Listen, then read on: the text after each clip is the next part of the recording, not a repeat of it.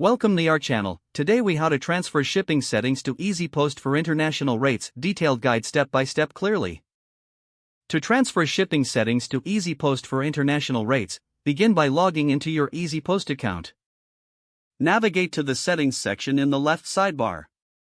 Select shipping settings to access your current configurations. Review the current shipping settings for your international needs. If adjustments are necessary, click on Edit to modify your settings. Under International Rates, ensure you have the required countries enabled. Add any countries that are missing from your list. Next, specify the shipping methods you want to offer for international shipments. Check that you have appropriate rate calculations selected. Consider enabling real-time rates to provide accurate pricing for customers. Once your settings are adjusted, scroll down and click Save Changes. Now, head to your e-commerce platform where you will sync with EasyPost. Locate the integration or API settings within your e-commerce dashboard. Input your EasyPost API key to establish a connection. Verify the connection by testing it within your platform.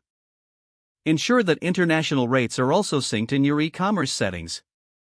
Once confirmed, create a test order with an international destination. Review the rates provided during checkout to verify accuracy. If rates are correct, your settings are successfully transferred. If issues arise, revisit the EasyPost dashboard for troubleshooting. Consult the EasyPost documentation for specific guidance if needed. Finally, monitor your international shipping transactions to ensure smooth operations. If the page does not load, refresh the browser or try again in a private or incognito window. Make sure you are using the correct email address, then retype it carefully to avoid small typos. If your password is not accepted, use the reset option and create a new strong password you can remember. Check your spam folder for verification or security emails, then complete any requested confirmation steps.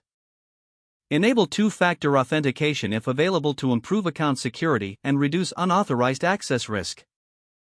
After signing in, review your profile details so your contact information and settings are accurate and current. If you see an error message, note it down and try again after restarting your device and internet connection.